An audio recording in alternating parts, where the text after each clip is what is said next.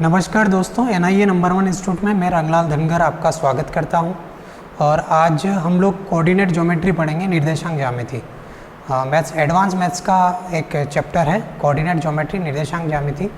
और निर्देशांक ज्यामिति से लगभग सभी एग्ज़ाम्स में क्वेश्चन आते हैं।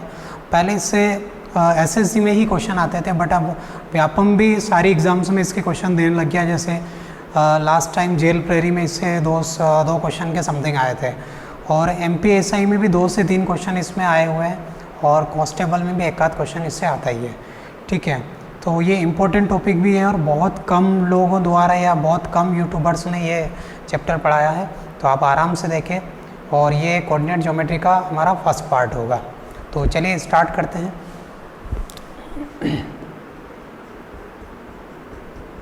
निर्देशांक ज्यामिति, निर्देशांक ज्यामिति, कोऑर्डिनेट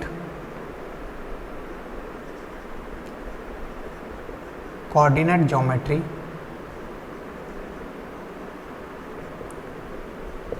कोऑर्डिनेट ज्योमेट्री। देखिए, कोऑर्डिनेट ज्योमेट्री ज़्यादातर बच्चों को इसके बारे में भी पता नहीं है, क्योंकि ये MP बोर्ड की अगर बात करें तो MP बोर्ड की 11th क्लास में ये टॉपिक है। और CBSE की बात करें तो CBSE NCERT में 10th क्लास में ये टॉपिक है। ठीक है, तो ज़्यादातर बच्चों को और ज़्यादातर लोगों को इसके बारे में पता नहीं है। और जिनका मैथ्स बैकग्राउंड रहा है उन्होंने तो ये टॉपिक पढ़ा है, बट मैथ्स बैकग्राउंड नहीं रहा है तो उन लोगों को इसके बारे में बिल्कुल भी पता नहीं है। इसलिए आप आराम से पढ़ें, सबसे ज़्यादा समस्या इस टॉपिक में आती है। तो कोऑर्डिनेट ज्योमेट्री, निर्देशांक ज्यामिति। निर्देशांक ज्यामिति में सबसे पहले समझने वाली बात है वो है निर्देशांक अक्ष। निर्देशांक अक्ष, कोऑर्डिनेट एक्सेस, कोऑर्डिनेट एक्सेस है ना, क्या होते हैं निर्देशांक अक्ष, क्या होते हैं कोऑर्डिनेट एक्सेस, क्या होते हैं। पहली बात यही समझते हैं। ठीक है, तो निर्देशांक अक्ष का मतलब ये हुआ कि जब दो सरल रेखाएं एक दूसरे को किसी समतल में, प्लेन में, किसी समतल में समकोण पर काटती हूँ, समकोण 90 डिग्री के एंगल पर काटती हूँ, 90 डिग्री के एंगल पर काटती हूँ। जब दो सरल रेखाएं एक दूसरे को किसी समतल में समकोण पर काटती हो, तब ऐसे एक्सेस अक्ष निर्देशांक अक्ष कहलाते हैं, है ना। निर्देशांक अक्ष कहलाते हैं। ओके, निर्देशांक अक्ष कहलाते हैं। जैसे बात करूं मैं कि एक ये सरल रेखा है और एक ये सरल रेखा है, दोनों ही एक समतल में जो बोर्ड का जो तल है ये समतल है, एक समतल में एक दूसरे को 90 डिग्री पे काट रही है। तो जो एक्सेस बन रहे हैं वो कोऑर्डिनेट एक्सेस कहलाएंगे, निर्देशांक अक्ष कहलाएंगे। ठीक है, तो ये बात आपको समझ में आ गई होगी कि निर्देशांक अक्ष क्या होते हैं। इधर ये वाला एक्स एक्सिस रहेगा, ये वाला वाई एक्सिस, इसको एक्स अक्ष बोलेंगे और इसको वाई अक्ष बोलेंगे। ठीक है, एक्स अक्ष के 2 पार्ट है यहाँ पे। एक्स का ये वाला पॉजिटिव एक्सिस है और एक्स का ये वाला जो है नेगेटिव है, नेगेटिव वाला। यानी कि दोनों जहाँ काट रहे हैं उससे अगर मैं एक्स एक्सिस पे राइट हैंड साइड चलता हूँ, एक्स एक्सिस पे अगर मैं राइट हैंड साइड चलूँ तो ये जो राइट हैंड साइड वाला है ये आपका पॉजिटिव एक्स एक्सिस होगा, और अगर मैं नेगेटिव साइड चलूँ तो ये आपका नेगेटिव एक्स एक्सिस होगा। और अगर वाई एक्सिस पे मैं ऊपर की ओर चलूँ तो ये वाई का पॉजिटिव एक्सिस होगा, और नीचे चलूँ तो ये वाई का नेगेटिव एक्सिस होगा। ठीक है, तो इतनी बात आपको समझ में आ गई कि कौन से पॉजिटिव और कौन से नेगेटिव है। तो एक्स की पॉजिटिव एक्सिस, एक्स की नेगेटिव, वाई की पॉजिटिव और वाई की नेगेटिव। और जहाँ एक दूसरे को ये इंटरसेक्ट कर रहे हैं, ठीक है, जहाँ पर एक दूसरे को ये बाइसेक्ट कर रहे हैं या इंटरसेक्ट कर रहे हैं, तो वहाँ इसका मूल बिंदु होता है, और मूल बिंदु के जो कोऑर्डिनेट होते हैं वो 0 0 होते हैं। मूल बिंदु के निर्देशांक सामान्यतः 0 0 होते हैं। ठीक है, मूल बिंदु के निर्देशांक 0 0 होते हैं। ठीक है, ये बात आपको समझ में आ गई होगी। ओके, तो अब हम लोग बात करते हैं, ये समझ में आ गया आपको कि एक्सिस क्या होते हैं, एक्सिस किसको बोलते हैं। ठीक है, कि एक्स एक्सिस और वाई एक्सिस है। एक्स एक्सिस और वाई एक्सिस में जो जब एक्स एक्सिस और वाई एक्सिस एक दूसरे को काटते हैं तो इनमें कुछ चतुर्थांश बनते हैं। इन चतुर्थांश के बारे में हम लोग जानते हैं। चतुर्थांश की बात करें तो ये वाला जो पार्ट है जो एक्स का पॉजिटिव और वाई का पॉजिटिव, एक्स का पॉजिटिव और वाई के पॉजिटिव के बीच में 90 डिग्री का एंगल बन रहा था, इसके बीच का जो एरिया है, ये वाला जो एरिया है, ये आपका फर्स्ट क्वाड्रेंट कहलाएगा, ये आपका प्रथम चतुर्थांश कहलाएगा, ये आपका प्रथम चतुर्थांश कहलाएगा। ये जो y का पॉजिटिव है और x का जो नेगेटिव है, इसके बीच वाला जो पार्ट है ये आपका सेकंड क्वाड्रेंट कहलाएगा, यानी कि द्वितीय चतुर्थांश। हिंदी में क्या बोलेंगे इसको हम लोग? द्वितीय चतुर्थांश बोलेंगे इसको। ये आपका द्वितीय चतुर्थांश होगा। ये आपका थर्ड क्वाड्रेंट यानी कि तृतीय चतुर्थांश, और ये आपका फोर्थ क्वाड्रेंट यानी कि चतुर्थ चतुर्थांश होगा।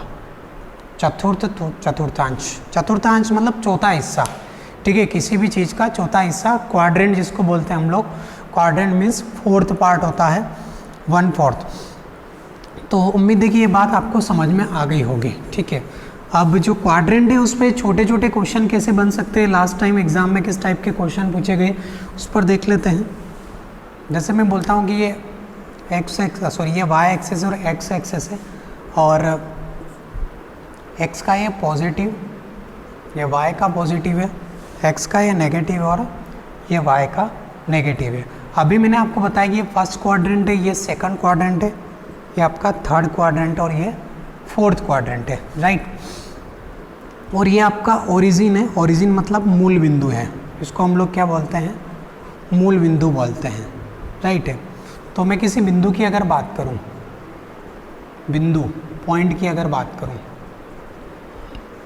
और उस पॉइंट के निर्देशांक कैसे बन सकते हैं, तो पॉइंट के निर्देशांक को बताने का जो तरीका है वो एक्स वाई के फॉर्म में, क्योंकि कोई भी पॉइंट जब हम दर्शाएंगे, कोई भी पॉइंट यहाँ बताएंगे तो वो एक्स वाई के फॉर्म में बताएंगे, क्योंकि हमारे पास जो एक्सेस है वो एक्स और वाई, तो एक्सेस को हम कैपिटल एक्स और कैपिटल वाई से डिनोट कर रहे हैं, यहाँ पर कैपिटल एक्स और कैपिटल वाई से बता रहे हैं। तो इनकी जो पॉइंट है वो स्मॉल एक्स और स्मॉल वाई से बताएंगे, पॉइंट बिंदु जिसकी बात कर रहे हैं हम लोग।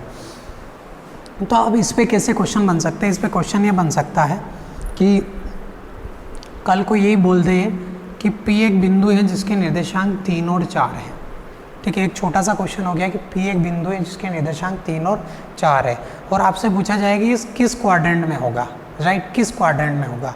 तो आप कैसे पता करेंगे किस क्वाड्रेंट में, कि 3 और 4 कहाँ पे? तो इसका मतलब ये हुआ कि जो P जो बिंदु है इसमें 3 जो है x की वैल्यू और 4 जो है वो y की वैल्यू, 3 जो है वो x है और 4 जो है वो y है, ठीक है।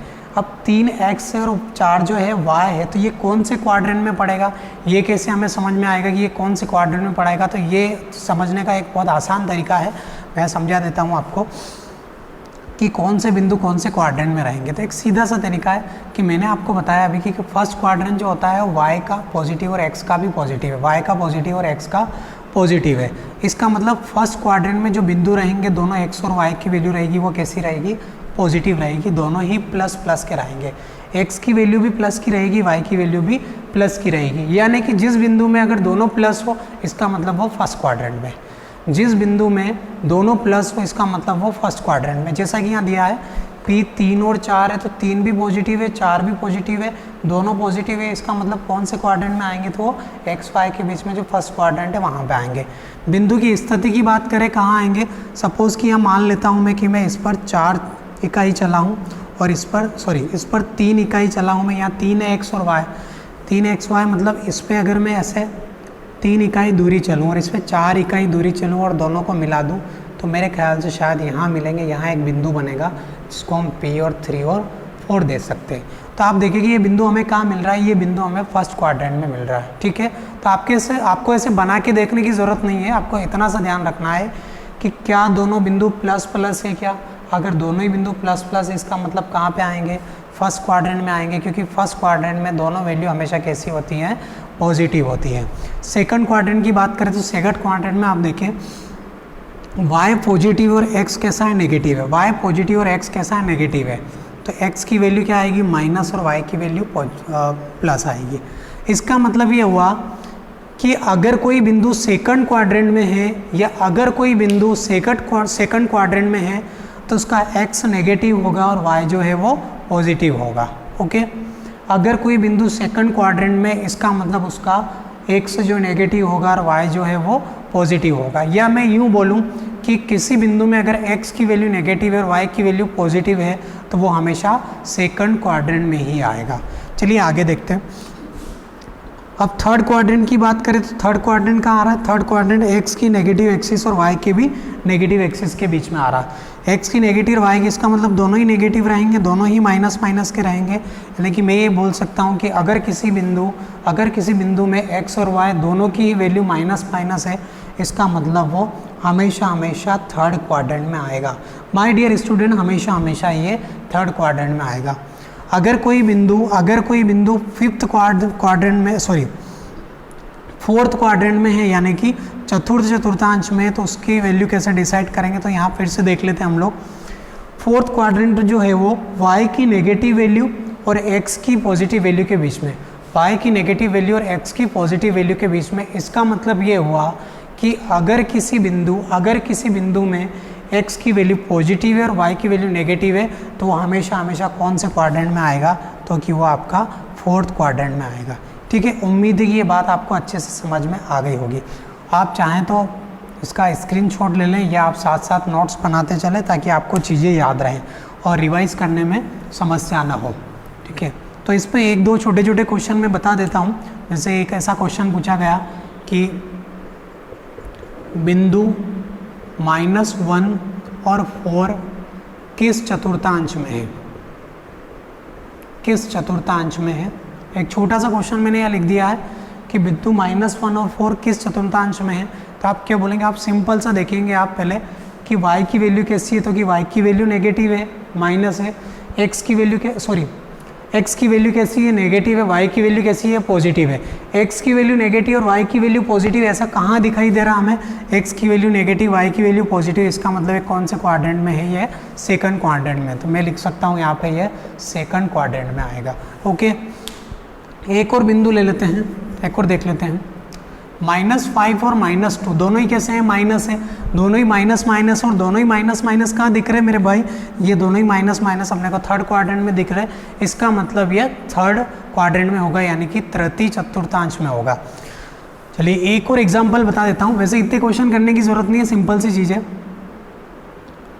4 और -3 और प्लस का 1/2 ये किस क्वाड्रेंट में? तो इसमें भी आपको ये नहीं देखना कि भाई हाफ आ गया, -3 आ गया, हमें बहुत समस्या आ जाएगी। इस टाइप के क्वेश्चन में कोई समस्या वाली बात नहीं है। इतनी सी बात याद रखना आपको कि ये माइनस का है और ये प्लस का है, और माइनस और प्लस कहाँ पर हो रहा है? माइनस और प्लस हो रहा है सेकंड क्वाड्रेंट में। इसका मतलब इसका आंसर क्या होगा? Second quadrant. उम्मीद है कि ये बात समझ में आई होगी। चलिए आगे बढ़ते हैं।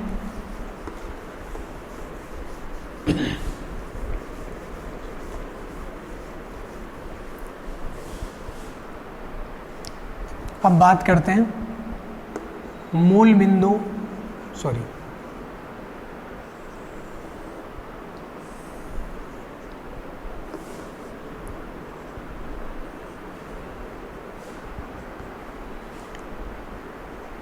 पॉजिटिव और ये नेगेटिव है। ठीक है, अब मैं अगर ऐसा बोलूँ, मैं बोलूँ आपको कि मैं यहाँ x डिस्टेंस चला या x इकाई में यहाँ x एक्सिस पे चला, पॉजिटिव x एक्सिस पे मैं x इकाई चला, और पॉजिटिव y एक्सिस पर मैं स्मॉल y इकाई चला, y यूनिट चला, y दूरी चला, और मैं चाहता हूँ कि इन दोनों के निर्देशांक क्या होंगे। तो मैं ऐसे दोनों को मिलाऊंगा। यहाँ कहीं मुझे एक बिंदु मिलेगा, इस बिंदु को नाम दे रहा हूँ मैं P, और इसके निर्देशांक बना रहा हूँ x और y है। तो जो x और y है, इनसे अब एक बेसिक सा क्वेश्चन पूछ लिया जाता है। तो क्वेश्चन क्या बनता है? देखिए, जो x है, x को बोलते हैं हम एक्सिसा, इसको क्या बोलते हैं? एक्सिसा। और जो y है उसको हम लोग बोलते हैं रैंक या ऑर्डर। इसको बोलते हैं एक्सिसा और इसको बोलते हैं हम लोग ऑर्डर। एक्सिसा मतलब इसको बोलेंगे हम भुज हिंदी में, और इसको बोलेंगे हम कोटि। इसको बोलेंगे भुज और इसको बोलेंगे हम लोग कोटि बोलेंगे। ठीक है, ये बहुत सिंपल सा क्वेश्चन एसएससी ने पूछा है यहाँ से। आप बोलेंगे सर ये बहुत छोटी सी बात आप क्यों बता रहे हैं, क्योंकि आपको नहीं पता है कि इसको एक्स को यहाँ क्या बोला जाता था। एक्स को यहाँ पे एक्सिसा बोला जाता है, भुज बोला जाता है, और वाई को यहाँ पे ऑर्डर यानी कि कोटि बोला जाता है। तो इसे क्वेश्चन कैसे आया था, क्वेश्चन ये आया कि P एक बिंदु है जिसके निर्देशांक 2 और 3 है, तो इसमें भुज कौन सा है, इसमें भुज कौन सा है। अब देखो ये क्या कोई क्वेश्चन रहा क्या, बहुत सिंपल सा हो गया, लेकिन इससे पहले आपको पता ही नहीं था कि भाई एक्सिसा है, भुज क्या होता है। फिर आप गलती कर जाते हैं यहाँ कि भाई कोई बहुत टफ चीज़ होगी, इतना सिंपल तो हो नहीं सकता। फिर आप कुछ तो भी कलाकारी लगाने लग जाते हैं, इसमें पाइथागोरस लगा लेते हैं वगैरह वगैरह। इतना कुछ करने की ज़रूरत ही नहीं है। भुज क्या है, तो भुज क्या होगा, भुज मतलब एक्सिसा, और जो एक्स की जो वैल्यू होती है, एक्स की जो वैल्यू होती है उसी को हम क्या बोलते हैं, हमेशा भुज बोलते हैं, एक्सिसा बोलते हैं। इसलिए इस क्वेश्चन में एक्सिसा क्या होगा, वो 2 होगा। आपसे पूछे कि इसमें कोटि क्या है, तो कोटि क्या होगी, 3 होगी। ठीक है, कभी ऐसा सिंपल सा क्वेश्चन कभी आ जाए तो आप इसको आसानी से अटेम्प्ट कर सकते हैं। चलिए आगे देखते हैं। पहले मैं सारी बेसिक चीज़ें बताऊंगा, कोऑर्डिनेट ज्योमेट्री की जितनी बेसिक चीज़ें हो सकती हो, क्योंकि बिना बेसिक पढ़े आप कोऑर्डिनेट ज्योमेट्री को सॉल्व नहीं कर सकते। तो अब देख लेते हैं, मूल बिंदु से दूरी, मूल बिंदु से दूरी ज्ञात करना। किसी भी बिंदु की मूल बिंदु से दूरी कैसे ज्ञात की जा सकती है। ठीक है, मूल बिंदु से दूरी कैसे ज्ञात कर सकते हैं। मूल बिंदु मैंने आपको बताया था कि 0 0 है। यहाँ पे बताया था कि मूल बिंदु के जो निर्देशांक होते हैं वो क्या होते हैं, 0 0 होता है। तो मूल बिंदु के निर्देशांक कैसे है, 0 0। मैं आपसे फिर बोल रहा हूँ कि यहाँ पे मैं x पॉजिटिव एक्सिस पे स्मॉल x दूरी चल रहा हूँ, पॉजिटिव y एक्सिस पे स्मॉल y दूरी चल रहा हूँ। दोनों को मिलाया मैंने ऐसे, तो दोनों के निर्देशांक मुझे यहाँ मिले। एक बिंदु मिला px और y, px और y, एक बिंदु क्या है यहाँ पे px और y है। pxy एक बिंदु है, और इस pxy बिंदु की मुझे मूल बिंदु से दूरी निकालना, तो मैं कैसे फाइंड करूँगा। पहले मैं देखूँगा कि इन दोनों में रिलेशन क्या बन रहा है। तो देखिएगा, ये वाली जो डिस्टेंस देखते हैं, अगर ये वाली डिस्टेंस देखें तो ये वाली डिस्टेंस यहाँ नीचे देखें तो ये दोनों जो साइड है पैरेलल है। पैरेलल मतलब ये x है तो ये भी कितनी x है। ऐसे अगर मैं इधर से देखना चाहूँ तो ये वाली डिस्टेंस अगर y है तो ये वाली डिस्टेंस भी कितनी होगी, y होगी। ठीक है, अब मैं मूल बिंदु से एक लाइन खींच रहा हूँ जो pxy बिंदु पर मिल रही है सीधी ऐसे, और इस लाइन की जो दूरी है, जो डिस्टेंस है, लंबाई है, वो मैं दे देता हूँ यहाँ पे स्मॉल r दे देता हूँ। इसको मैं देता हूँ स्मॉल r, ये स्मॉल x है स्मॉल। अब आप यहाँ पाएंगे कि एक 90 डिग्री का त्रिभुज बन गया। आपको यहाँ मिलेगा एक समकोण त्रिभुज, एक समकोण त्रिभुज 90 डिग्री का एक एंगल है। इसका मतलब ये राइट एंगल ट्राइंगल है। और भाई मेरे जैसे हमें राइट एंगल ट्राइंगल दिखता है वहाँ पे हम क्या लगाते हैं, वहाँ हम लगा लेते हैं पाइथागोरस प्रमेय। और पाइथागोरस प्रमेय क्या चिल्लाती है, पाइथागोरस प्रमेय चिल्लाती है कर्ण का वर्ग बराबर लंब का वर्ग प्लस आधार का वर्ग। इसको इंग्लिश में हम लोग ऐसे बोलते हैं, हाइपोटेनस का square is equals to perpendicular square plus base square. Okay, PGT Pythagoras theorem. Pythagoras भाई साहब यही बोल के गए थे। तो अगर मैं पाइथागोरस थ्योरम लगाऊं तो जो 90 डिग्री के सामने वाला वो क्या रहेगा, हाइपोटेनस हमेशा यानी कि कर्ण, ये आपका लंब और ये हो जाएगा आधार। और पाइथागोरस क्या चिल्लाती, कर्ण का वर्ग आर का स्क्वायर बराबर X square plus Y square. तो आर की वैल्यू क्या मिलेगी यहाँ से, X square plus Y square. और अगर मैं यहाँ मूल बिंदु को ओ नाम दे दूँ और इसको पी दे दूँ तो ये जो डिस्टेंस रहेगी ये क्या कहलाएगी, ओ पी। अर्थात डिस्टेंस ओ पी बराबर हो जाएगी √x square plus Y square. ये आपका मूल बिंदु से किसी भी बिंदु की दूरी निकालने का सूत्र बन गया है, फार्मूला बन गया है। इससे अब आसानी से आप मूल बिंदु से किसी भी बिंदु की दूरी निकाल सकते हैं। ठीक है, क्वेश्चन कैसे बन सकता है, क्वेश्चन देख लेते हैं। चलिए मैं बोलूं कि बिंदु 4 3 की मूल बिंदु से दूरी बताइए, मूल बिंदु से दूरी बताइए। तो बड़ा आसान सा क्वेश्चन हो गया, अभी बताया मैंने। मूल बिंदु से दूरी क्या होगी, दूरी बराबर √x स्क्वायर और वाई स्क्वायर। तो x की वैल्यू 4 स्क्वायर प्लस 3 स्क्वायर बराबर √5 स्क्वायर, 25 का क्या आएगा, 5। तो जो दूरी होगी मूल बिंदु से वो कितनी आई, 5 इकाई। कितनी आएगी, 5 इकाई। उम्मीद है कि ये बात आपको समझ में आ गई होगी। ठीक है, चलिए आगे बढ़ते हैं। तो मूल बिंदु से दूरी निकालने का सिंपल सा सूत्र था। अब कभी किन्हीं दो बिंदुओं के बीच की दूरी पूछ ले, किन्हीं भी दो बिंदुओं के बीच की दूरी, किन्हीं दो बिंदुओं के बीच की दूरी कैसे बन सकती है, तो देखिएगा जैसे एक बिंदु तो मैंने यहाँ बनाया था अभी, चलिए वापस से बना लेते हैं। किन्हीं भी दो बिंदुओं के बीच की दूरी का फार्मूला कैसे बनेगा, क्वेश्चन कैसे बन सकता है, ये चीज़ें देखते हैं। मैं मान लेता हूँ कि यहाँ से मैं x1 डिस्टेंस चला, x एक्सिस में मैं चला x1 डिस्टेंस, राइट, एक बार यहाँ पे, और एक बार और चला मैं x2 डिस्टेंस पर। तो यहाँ से यहाँ तक की जो डिस्टेंस होगी मेरी x1, और यहाँ से यहाँ तक की जो डिस्टेंस होगी वो होगी x2। ऐसे ही मैं इस पे चलूँगा यहाँ पे, तो यहाँ तो आ जाएगा y1 डिस्टेंस चला मैं, इसको मैं यहीं मिला देता हूँ, और एक बार मैं y2 चला, ये वाली डिस्टेंस ले लेते हैं y2 यहाँ पे।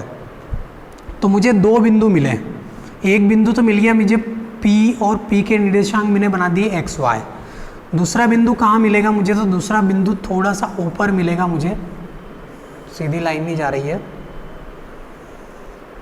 इसको नाम दे देते Q। अच्छा, इसके निर्देशांक क्या बनेंगे, देखें इसके निर्देशांक, ये वाली दूरी कितनी x1, ये y1, तो इसके निर्देशांक बनेंगे x1 और y1। अब इसमें देखें तो इसमें यहाँ से यहाँ तक की दूरी कितनी मेंशन करी मैंने, x2 करी, यहाँ से यहाँ तक की दूरी कितनी, y2 है, राइट। तो ये x2 और y2, इसके जो निर्देशांक बनेंगे वो बनेंगे x2 और y2 बन जाएंगे, x2 और y2 बनेंगे। तो Q बिंदु के निर्देशांक क्या बनेंगे, x2 और y2। अब मुझे इन दोनों के बीच की दूरी बतानी है, इन दोनों के बीच की दूरी बतानी, तो बड़ा आसान हो गया है, क्वेश्चन ही बड़ा आसान हो गया। हम क्या करते हैं, हम इसको यहाँ से यहाँ तक मिला देते हैं पहले। तो ये जो बिंदु हो जाएगा P और ये हो जाएगा Q, तो हमें PQ के बीच की दूरी निकालना, PQ के बीच की दूरी। देखिए फार्मूला सिंपल सा है, मैं चाहूँ तो आपको रटवा भी सकता हूँ, लेकिन थोड़ा सा अगर हम कंसेप्चुअल देख लेंगे, तथ्यात्मक रूप से देख लेंगे, तो लंबे टाइम तक कंसेप्ट याद रहेगा। ठीक है, P के निर्देशांक x1 y1, Q के निर्देशांक x2 और y2। अब ये जो x1 है इसको मैं ऐसे आके बढ़ा रहा हूँ डॉट डॉट डॉट करके, यहाँ तक बढ़ा दिया मैंने, राइट, ओके, इसको मैंने बढ़ा दिया यहाँ तक, डॉट डॉट डॉट करके यहाँ तक बढ़ा दिया।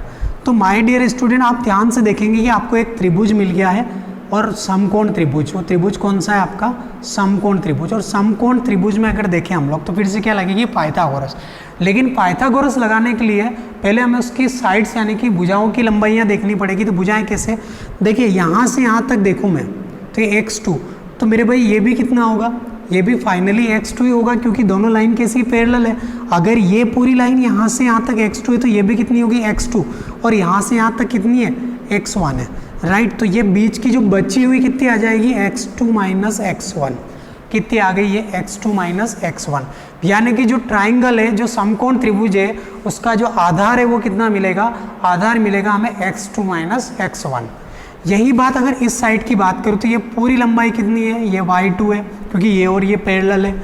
यहाँ से यहाँ तक कितना है, तो कि ये जो है ये y1 है, तो ये कितनी हो जाएगी, y2 माइनस y1, ये कितनी होगी, y2 माइनस y1।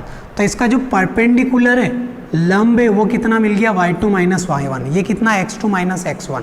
इसको क्या नाम दे दें, इसका नाम दे ही रखा PQ। तो अब मुझे इस त्रिभुज के अंदर कर्ण निकालना है, कर्ण की वैल्यू मतलब बिंदु PQ के बीच की दूरी निकालना है। और कर्ण निकालने के लिए हम लोग पाइथागोरस थ्योरम का उपयोग करते हैं, पाइथागोरस प्रमेय का उपयोग करते हैं। पाइथागोरस प्रमेय लगा लेते हैं यहाँ पे।